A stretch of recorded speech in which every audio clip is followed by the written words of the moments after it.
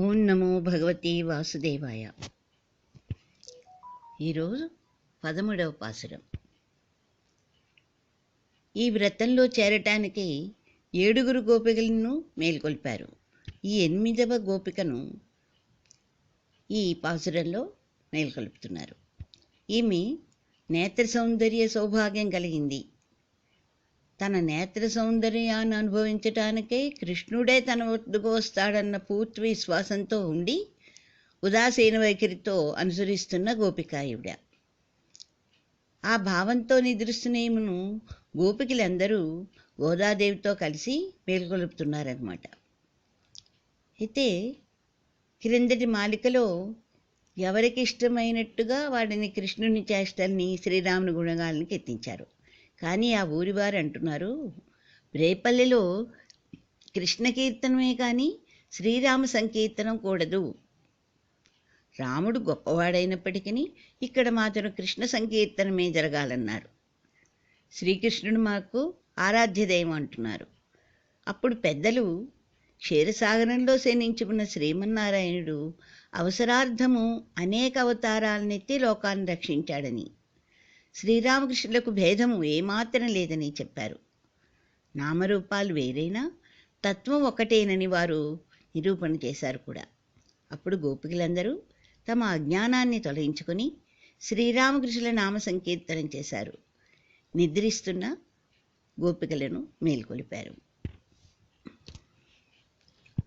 புள்ளின்வாய் கிண்டானை பொல்லாவரக்கனை கிள்ளிக்களைந்தானை கீர்த்திமை பாடிப்போய் பிள்ளைகள் எல்லாரும் பாவை கிளம்புக்கார் வெள்ளி எழுந்து வியாழமுறங்கித்து புள்ளும் சிலம்புவகான் போதறிக்கண்ணினாய் குள்ளக்களிரு குடைந்து நீராடாதே பள்ளிக்கிதத்தியோ பாவாய் நீ நன்னாள் కళ్ళం తవిరిందు కలందేలోరెంబావాయ్. ఈ పాసురంలోని భావం: కంసునిచే పంపబడిన బకాసురుని నోటిని చీల్చిన శ్రీకృష్ణుని యొక్కయు, దుష్టుడైన రావణుని వధించిన శ్రీరాముని యొక్కయు కళ్యాణ గుణ సంకీర్తనం చేస్తూ శ్రీకృష్ణుని సంశ్లేష అనుభవం కోరే గోపికలందరూ కూడా సంకేతస్థలానికి ఎప్పుడో చేరిపోయారు. ఆ గోపికనితో అంటున్నారనమాట, నీవింకా లేవకున్నావు. తెల్లవారిందని సూచించడానికి శుక్రుడు ఉదయించెను. శుక్రుడు అంటే ఇక్కడ నక్షత్రం, శుక్ర నక్షత్రం. బృహస్పతి అస్తమించెను అంటే తెల్లవారుతోందనగా అంటానే శుక్రుడు నక్షత్రం వస్తుంది. ఇంకా అస్తమించటానికి బృహస్పతి నక్షత్రం అన్నమాట.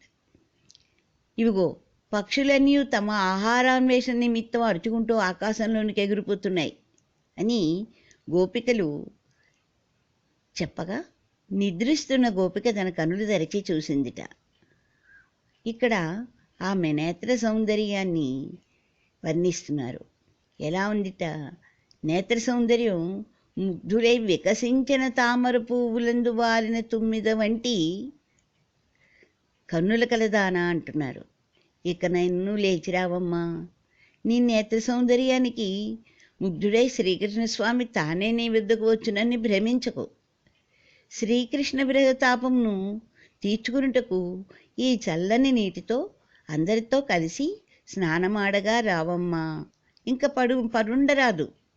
మనము నోచే ఈ వ్రతమునకు ఇది శుభ సమయం, మంచి కాలం. ఓ సుందరి, నీ కపటమును వీడి మా గోష్ఠిలో కలిసి మహిమాన్వితమగు ఈ వ్రతము సాంగోపాంగముగా పూర్తి చేయుటకు సహకరించము మాతో. అన్నింటను శుభములే కలుగును మనకి అని గోదాదేవి మొదలైన గోపికలందరూ 8వ గోపికను మేల్కొలుపుతున్నారు ఈ పాసురంలో.